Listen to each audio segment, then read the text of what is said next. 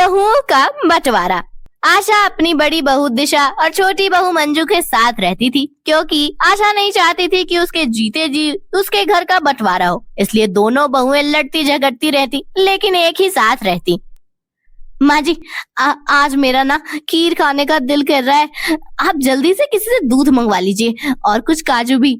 आज मैं अपने हाथों से काजू डालकर खीर बनाऊंगी।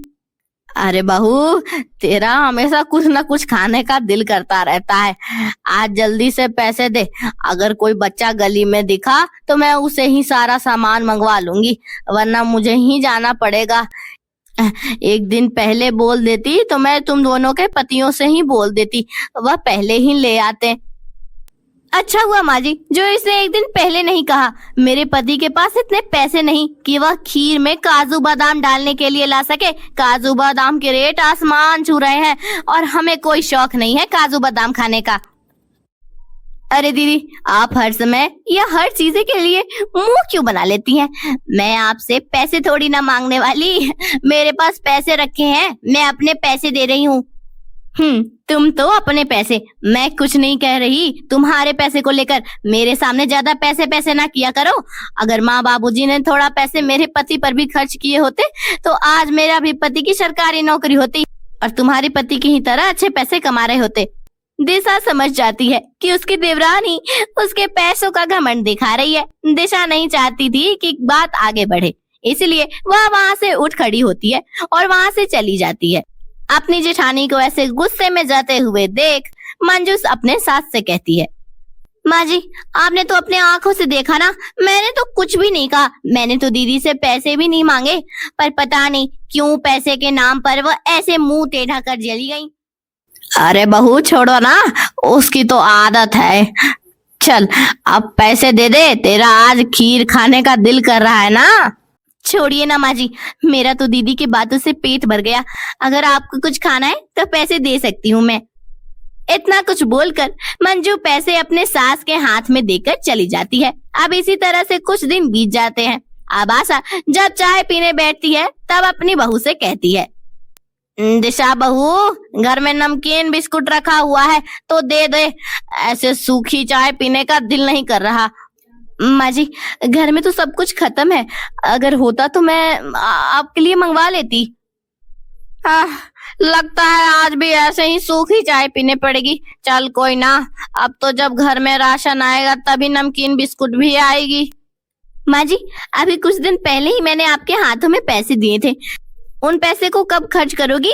आपको कितनी बार बोला है, आपका जो दिल करे आप वह खाइए पिए। पैसों की कमी थोड़ी है हमारे पास। अगर खत्म हो जाए तो मुझे बोल दीजिएगा, मैं अभी आपको और पैसे देती हूँ, लेकिन आप ऐसे सूखी चाय कभी नहीं पिएंगी। हाँ। मंजू इतना बोलकर 5 मिनट में पर्स में से पैसे निकाल कर देती है और एक बार फिर से पैसों के लिए अपनी जेठानी को गिरा देती है। दिशा को अपने देवरानी के इन्हीं हरकतों पर बहुत गुस्सा आता है, क्योंकि घर में जो भी सामान आता उसमें दोनों ही बराबर के पैसे देते। पर मंजू ऐसा दिखाती मानो उसी के पास पैसे हो और उसी ने इस घर को संभाल रखा हो। मंजू, 10 के बिस्कुट के लिए 500 का नोट देना जरूरी नहीं है। माँ जी, मेरे पास आपके लिए पैसे हैं, आप यहीं रुकिए, मैं अभी पैसे लेकर आती हूँ। अब आपको क्या हुआ दीदी? मेरे पास खुले नहीं थे, इसलिए मैंने 500 का नोट दिया।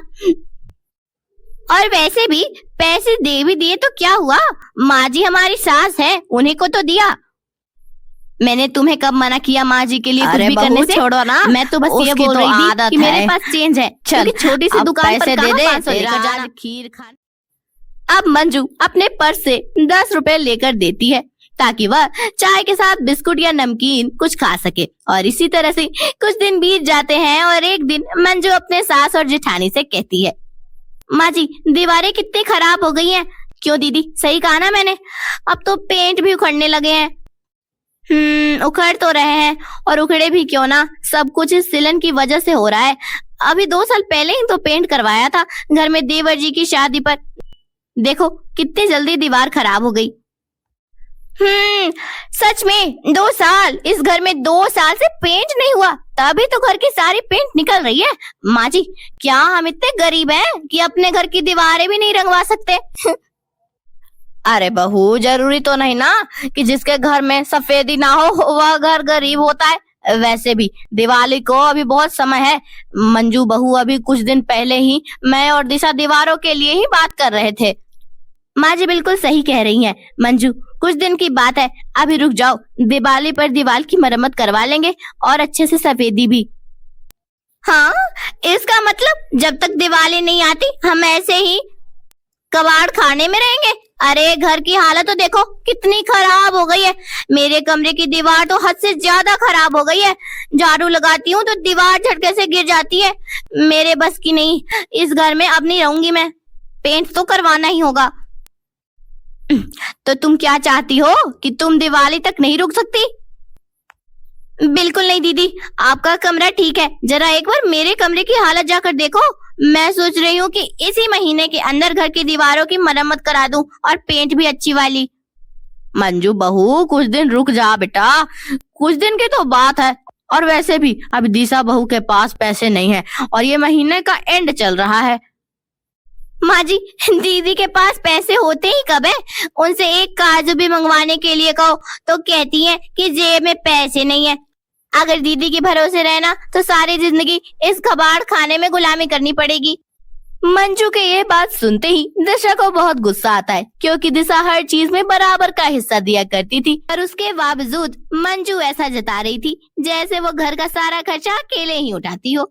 दिशा से बर्दाश्त नहीं होती और आखिरकार दिशा बोल पड़ती है। बहुत हो गया मंजू तुम्हारा, तुम हमेशा पैसों का दम पर उछलती रहती हो और सामने वालों को छोटा दिखाती रहती हो। भूलो मत, मैं तुमसे रिश्ते में बड़ी हूँ, मेरी थोड़ी रिस्पेक्ट कर लो। दीदी, आज के जमाने में वही बड़ा है जिसके हाथ में पैसा है। और मैंने गलती क्या कहा जो आप मुझे इतना सुना रही हैं? माँ जी, आप ही बताइए अगर मैंने कुछ गलत कहा तो। बहू, तूने कुछ गलत नहीं कहा, पर ऐसा भी तो नहीं ना कि दिशा बहुत कुछ नहीं करती। उसे जितना बन पड़ता है वो करती तो है। अगर करती है तो इतना डर क्यों रही है? क्यों पैसे नहीं लगाना चाहती? वैसे भी कौन सा सारे पैसे इन्हीं को देने हैं? इन्हें तो सिर्फ 50% का हिस्सा देना है, बाकी के 50% तो मैं ही कट कर रही हूँ। अगर हम दोनों बहू मिल बांट कर घर की दीवारों की मरम्मत करवा लेंगे तो इसमें गलती क्या है? मुझे घर की दीवारों की मरम्मत करवाने से कोई दिक्कत नहीं है। दिक्कत तुम्हारी बातों से हो रही है, पर हमेशा ना इंसान को उछलना नहीं चाहिए, क्योंकि सबका दिन एक जैसे नहीं होता। और मंजू, मेरी भी सिचुएशन थोड़ी समझा करो। अरे कुछ दिन रुकने के लिए ही तो कह रही हूँ ना। 2 साल से रुकी तो हूँ, अब और नहीं रुक सकती। घर की मरम्मत तो इसी हफ्ते होगी और इसमें जो भी खर्चा आएगा आपको उसका आधा हिस्सा देना ही होगा। जल्दी तुम्हें है तो तुम करवाओ, मैं 1 रुपया नहीं देने वाली। रुक सकती हो तो रुक जाओ। घर की दीवारों को लेकर दोनों बहुओं के बीच में लड़ाई हो जाती है और वह दोनों अपने अपने कमरे में चले जाते हैं। पूरे दिन इसी तरह से बीत जाता है और ना मंजू दिशा से बात करती है और ना ही दिशा मंजू से। घर की अशांति को देखकर आशा भी परेशान हो जाती है और रात को जब उसके बेटे विराट और सुरेश घर आते हैं तो आशा अपने सारी बात बेटों को बताती है। बेटा, मुझे अपने घर में शांति चाहिए। आज पहली बार दोनों बहुओं को बीच में दीवार को लेकर इतनी बड़ी लड़ाई होती देखी मैंने। मेरा तो बस एक ही सपना है कि जब तक मैं जिंदा रहूं मेरे घर परिवार एक ही रहे, पर इसी तरह से ये लड़ाई बढ़ी तो मेरा परिवार टूट जाएगा। माँ, फिक्र मत करो, हम दोनों भाई हमेशा एक साथ रहेंगे। पर भैया, मंजू कोई गलत थोड़ी कह रही है। सच में घर की हालत और खराब हो गई है। हमें यही हफ्ते के अंदर में घर में काम शुरू कर देना चाहिए। वैसे भी मेरे 2-4 दिन की छुट्टियां हैं, मैं अपने सामने ही घर का काम करवा दूंगा। सुरेश देख, तेरा और तेरी बीवी का कहना बिल्कुल जायज है, पर भाई अपने भाई की भी मजबूरी भी तो समझ। बस 10 दिन की बात है, 2 दिन बाद मुझे सैलरी मिल जाएगी और जिस दिन सैलरी मिलेगी उसी दिन से घर में काम शुरू कर देंगे। ठीक है भैया, अगर ऐसी बात है तो मैं मंजू को समझाने की कोशिश करता हूँ कि वह 10 दिन और रुक जाए। अब सुरेश और विराट दोनों ही अपनी बीवियों से इस बारे में बात करते हैं और उन्हें अपने बीच की लड़ाई खत्म करने को कहते हैं। गुस्सा थूक दो, मैंने बात कर ली है। माँ ने मुझे सब कुछ बता दिया कि तुम्हारी मंजू से किस बात पर कहा सुनी हुई है। देखो, मैंने ना सुरेश से भी बात कर लिया है, उसने कहा कि वह कुछ दिन और रुक जाएगा। देवर जी तो हमेशा आपकी बात मान लेते हैं, पर कहानी में ट्विस्ट तब आता है जब उसकी बीवी उसकी बात सुनने से मना कर देती है और फिर पल भर में देवर जी अपने बात से पलट जाते हैं।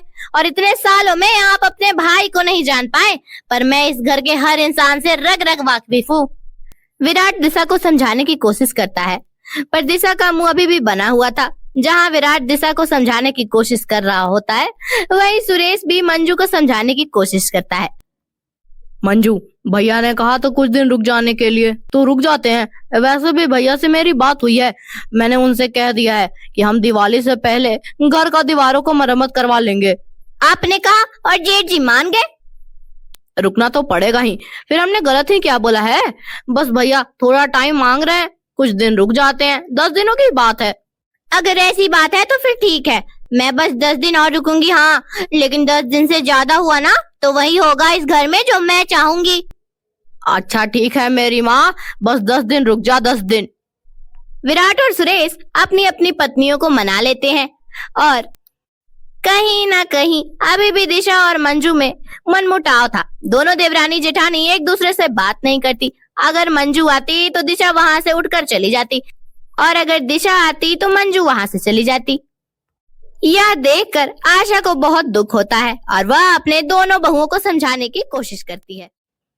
दिशा बहू, तू इस घर का बड़ी है, तू जानती है ना कि छोटी बहू कैसी है, फिर क्यों तू उसकी बातों को दिल से लगा कर बैठी है। छोड़ दे। माँ जी, मैं इस घर का भला बुरा जानती हूँ, इसलिए चुप रहती हूँ, वरना मुझे मंजू जैसे इंसानों को जवाब देना अच्छी से आता है। इतना बोलकर दिशा वहां से चली जाती है। उसके बाद आशा मंजू के पास जाती है, जहाँ मंजू आराम से टीवी देख रही होती है। छोटी बहू, तू छोटी है और दिशा की जेठानी है, हमेशा इस तरह से गुस्सा दिखाना सही नहीं है बेटा। तू जाकर आगे से बात कर। दिशा बहू का दिल बड़ा साफ है, वह सब भूल जाएगी।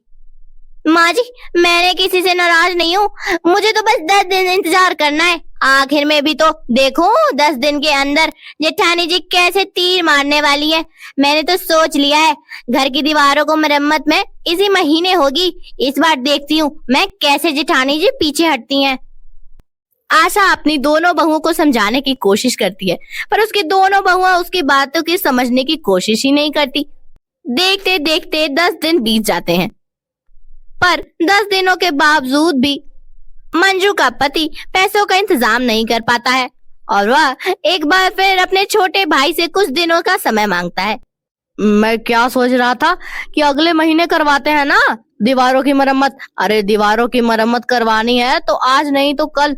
अरे इन सब के लिए ना पैसों की जरूरत होती है, जब तक हाथ में पैसे ना हो तो कोई काम करना अच्छा नहीं होता। इसलिए हम ना अगले महीने दीवारों को काम शुरू करते हैं। भैया बुरा मत मानना, पर आपके हाथों में कभी भी पैसे नहीं होते। अगर हम आपके भरोसे बैठे रहे हैं तो हमारे तो बेड़ा पार हो जाएगा। आप एक काम कीजिए, आप किसी से उधार ले लीजिए, उसके बाद चुकाते रहना। हम कोई कर्ज नहीं लेने वाले, हम तभी घर की दीवारों को हाथ लगाएंगे जब हमारे पास पैसे होंगे। अगर तुम्हें इसी महीने करवाना है तो तुम अपने हिस्से से करवा लो। दीदी, अब भी घर का बंटवारा नहीं हुआ जो तेरा मेरा हिस्सा कर रही है। घर की हर एक दीवार की एक ही साथ मरम्मत होगी और मेरे पति ने कुछ गलत नहीं कहा है। अगले महीने तो आप पैसे दोगे ही ना, अभी कहीं से लेकर घर की मरम्मत के लिए लगा दो। हम बहुत गरीब हैं, किसी को हम पर भरोसा नहीं है कि हम उनका कर्ज चुका पाएंगे या नहीं। एक काम करो, इस साल तुम पैसे लगा लो, हमारे पास पैसे होंगे तो हम तुम्हें दे देंगे, या फिर अगली बार हम पैसे लगा लेंगे। अगली बार को किसने देखा है दीदी, और इस बार आपकी चालाकी काम नहीं आने वाली।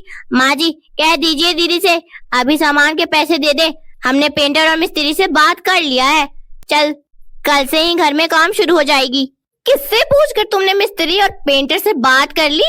हाँ, तुम इस घर की बड़ी नहीं, सबसे छोटी बहू हो, समझी?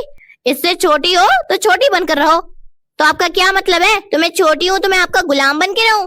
आशा की दोनों बहुओं के बीच की लड़ाई धीरे धीरे बढ़ने लगी। उन दोनों की बढ़ती बहस को देखकर आशा चुप नहीं रहती और गुस्से में दोनों से कहती हैं, बस करो तुम दोनों, मैंने तुमसे पहले ही कहा था कि घर मेरा है, इस घर के फैसला भी मेरे होंगे और मेरे जीते जी इस घर में कभी कलेश नहीं होगा। तुम दोनों को पैसे देने की जरूरत नहीं है, मैं करवा लूंगी। चाहे इसके लिए मुझे अपने जेवर बेचने पड़े या तुम्हारे ससुर की पेंशन खर्च करनी पड़े। घर की अशांति को देखकर आशा भी परेशान हो जाती है और रात को जब उसके बेटे विराट और सुरेश घर आते हैं तो आशा अपने सारी बात बेटों को बताती है। बेटा, मुझे अपने घर में शांति चाहिए। आज पहली बार दोनों बहुओं को बीच में दीवार को लेकर इतनी बड़ी लड़ाई होती देखी मैंने।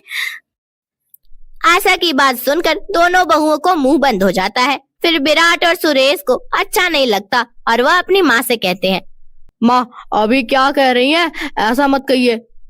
माँ, हम आपसे वादा करते हैं हम कभी नहीं लड़ेंगे। आप शांत हो जाइए वरना आपका बीपी बढ़ जाएगा। तुम दोनों कभी नहीं सुधरने वाले। वह तो मैं जिंदा हूँ इसलिए तुम दोनों भी इस घर में एक साथ रह रहे हो, वरना तुम दोनों भाई इस घर के साथ मेरा भी बंटवारा करते। इसलिए मैं जब तक जिंदा हूँ तब तक मैं इस घर की जिम्मेदारी उठाऊंगी। तुम दोनों को कुछ करने की जरूरत नहीं। सारी गलती मेरी है जो मैंने इस घर की जिम्मेदारी अपने बेटों के हाथ में दे दी। माँ जी, हमारा इरादा आपको दिल को ठेस नहीं पहुंचाना था। आप बताइए, मैं कुछ गलत तो नहीं कह रही ना? एक बार आप घर की तरफ तो देखें। घर की दीवार ही तो घर की रौनक होती है। बस बस, बहुत हो गया तेरी सारी चालाकियां को अच्छे से जानती हूँ। तेरे पास पैसे हैं इसलिए तू इतना उछलती है ना। तू अपने सामने किसी की मजबूरी नहीं समझती, सबको नीचा दिखाती रहती है। तेरा तो हमेशा का एक ही रोना रहता है कि तेरा पति ने इतने सालों में कुछ नहीं कमाया। क्या तू सच में इतना गरीब है जितना खुद को दिखाती है? आशा के सवालों का जवाब मंजू और दिशा कोई जवाब नहीं देते। दोनों सर झुकाकर खड़े हो जाते हैं। आशा अपने घर की लड़ाई खत्म कर देती है। दोनों बेटों में से किसी से 1 रुपया नहीं लेती और उससे जितना बन पड़ता है उससे दीवारों की मरम्मत करवाती है। पर फिर भी दोनों देवरानी जेठानी के बीच मनमुटाव चलता ही रहता है।